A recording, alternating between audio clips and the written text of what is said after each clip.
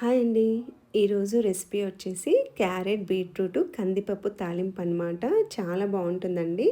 చపాతీలోకి కానీ, అన్నంలోకి కానీ చాలా బావుంటుంది. రెసిపీ కూడా 10 మినిట్స్‌లో అయిపోతుందనమాట. సో, దీనికోసమైతే ఇందాక చూపించినవన్నీ రెడీగా పెట్టుకోవాలండి. అలాగే కందిపప్పు ఒక 2 అవర్స్ ముందే నానబెట్టుకుంటే బావుంటుంది.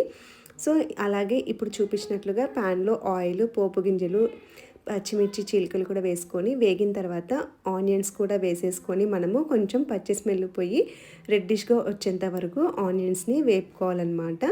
వన్స్ ఇలా ఆనియన్స్ వేగిపోయిన తర్వాత మనము తురిమేసి పెట్టుకున్న క్యారెట్, బీట్రూట్ వేసేసుకోవాలండి. ఇలా తురిమైనా వేసుకోవచ్చు, లేదంటే సన్నగా కట్ చేసైనా వేసుకోవచ్చు అండి, మన కన్వీనియంట్ని బట్టి అనమాట.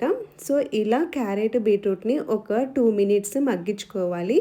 ఇలా అవి మగ్గించుకున్న తర్వాత కందిపప్పుని వేసుకోవాలండి. నీళ్ళన్నీ ఫస్ట్ వంపేసి మనము కందిపప్పును కూడా వేసేసుకోవాలి.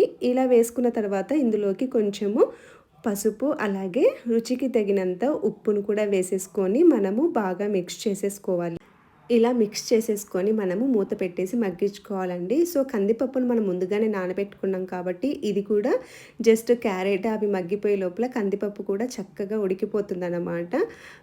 మనం పెసరపప్పు అవి తాలింపులలో ఎలా వేసుకుంటామో ఇది కూడా అంతేనండి. కందిపప్పు కూడా మెత్తగా మంచిగా ఉడికిపోతుంది. చూసారు కదా, మగ్గిపోయిందనమాట. సో ఇలా మిక్స్ చేసేసుకున్న తర్వాత లాస్ట్లో మీకు నచ్చితే కొంచెం కొబ్బరి పౌడర్ వేసుకోవచ్చండి.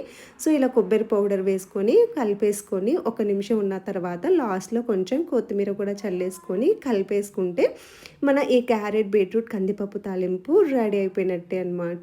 సో రెగ్యులర్గా అండ్ వెరైటీ ఆఫ్ కర్రీస్ చేసుకుంటూ ఉంటాము చపాతీలోకి. సో ఈరోజు ఇలా కొంచెం హెల్తీగా, డిఫరెంట్గా కందిపప్పు తాలింపు చేసుకొని చూడండి, చాలా బాగుంటుంది.